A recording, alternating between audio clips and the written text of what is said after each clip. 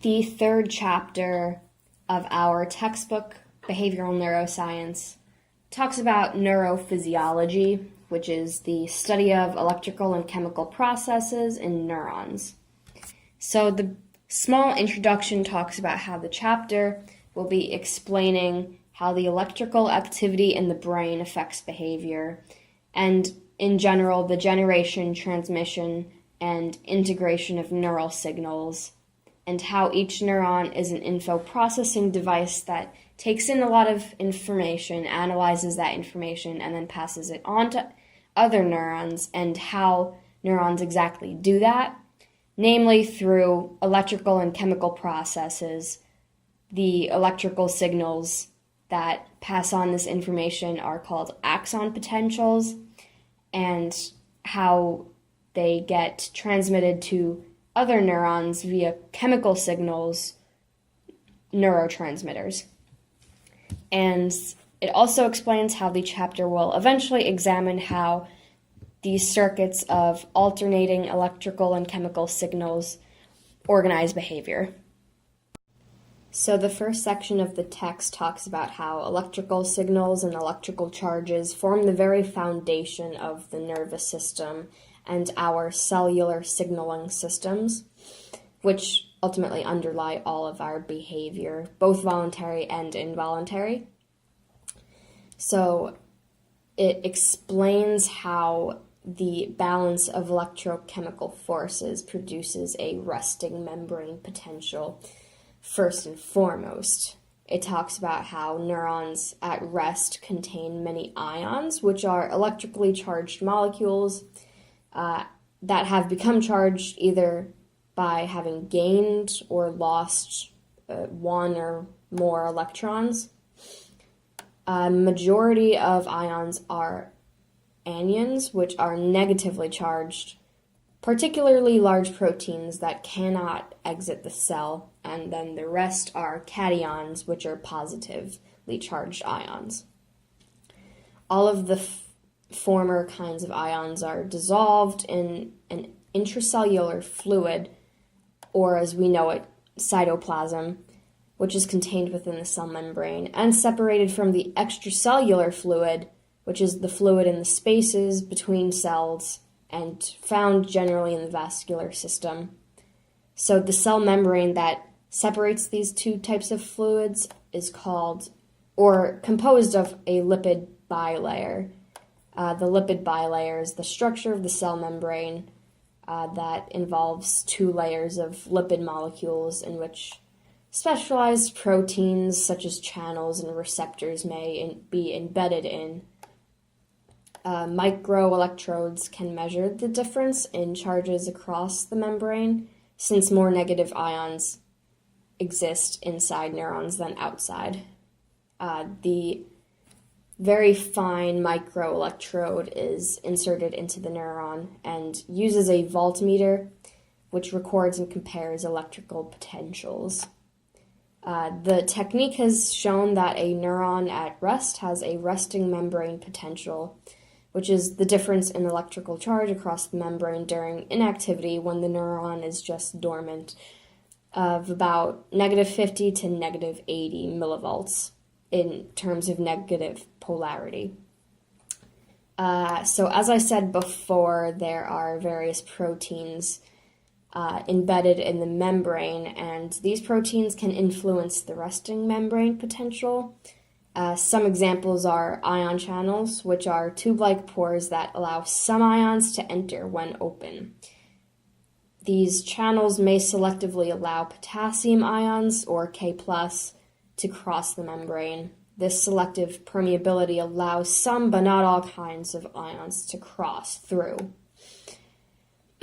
So two opposing forces that drive K+ in and out of neurons include diffusion as the first, which is the spread of molecules of a substance among molecules of another, i.e. high concentration to low concentration, until a uniform concentration is achieved and the concentration is evenly distributed.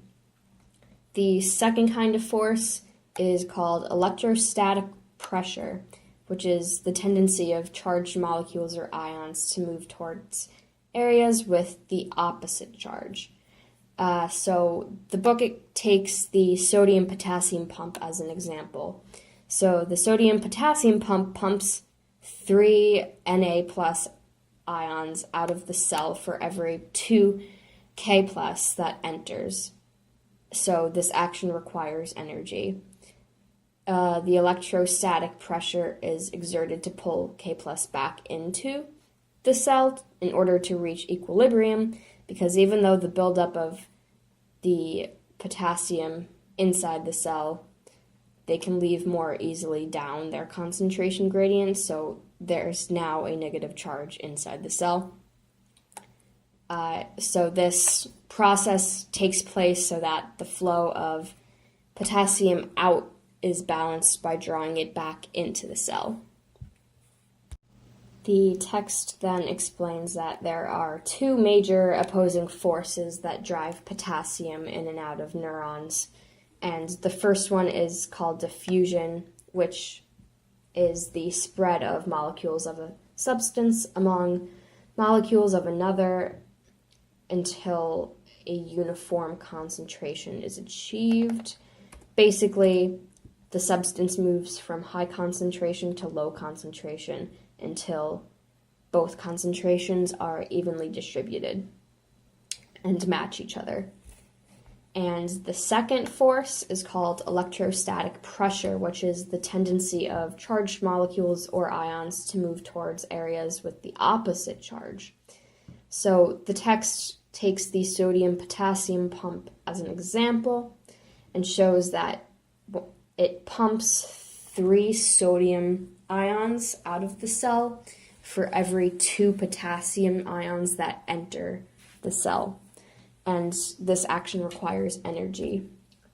Electrostatic pressure is exerted to pull the potassium ion back in to reach equilibrium, because even though the pump causes a buildup of potassium inside the cell, the potassium can leave more easily down their concentration gradient than the sodium can, so there's now a negative charge inside the cell, and the flow of potassium is balanced by the electrostatic pressure drawing back potassium ions back into the cell.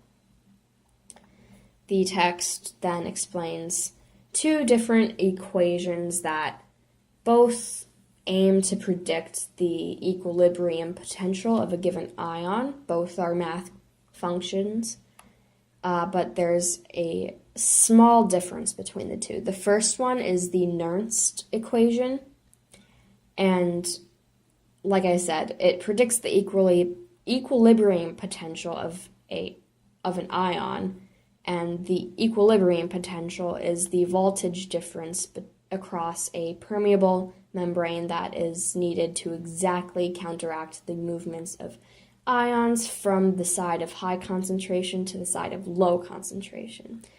Except the only thing is that this equation assumes that the membrane is permeable only to potassium ions, while in fact the membrane is at least somewhat permeable to other ions.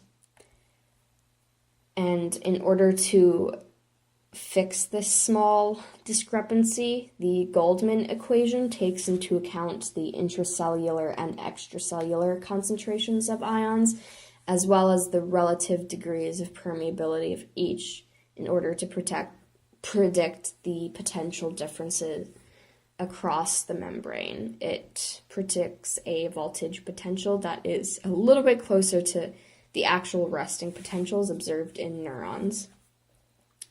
And to go back to those pumps and proteins, the text mentions another example of a pump that is used to eject calcium ions out of the cell in order to keep intracellular calcium ion levels pretty low, because it can build up.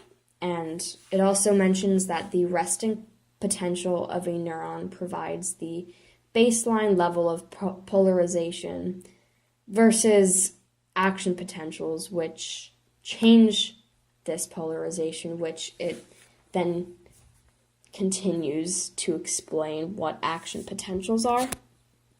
So the text defines action potentials as brief but large changes in neuronal polarization, i.e. electrical messages that travel along the axon to the presynaptic axon terminal, and eventually the information that the action potentials carry is sent to postsynaptic targets, but in a slightly different form.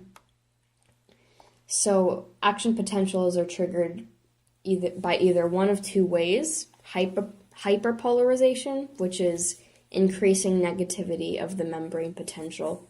So it gets more negative on the inside than outside. Or they can be triggered by depolarization, which means the decreasing membrane potential, which means that it gets more positive on the inside than outside.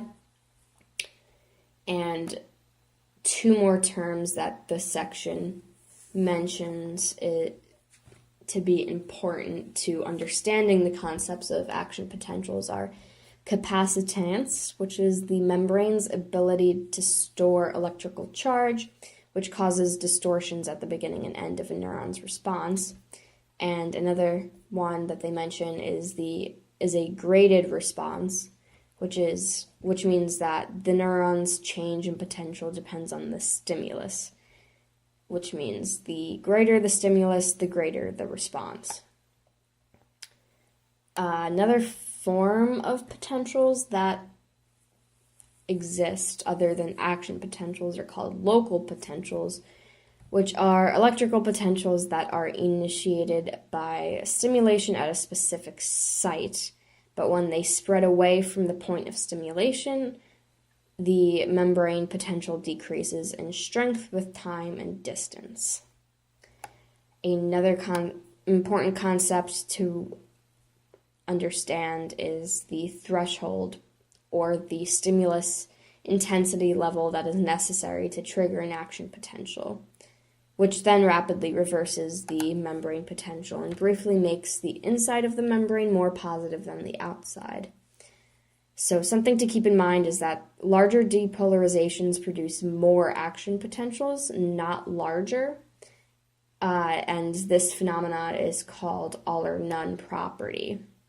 So the amplitude of the action potential is completely independent of the magnitude of the stimulus, and the size of the stimulus does not correlate with the size of the response in terms of strength.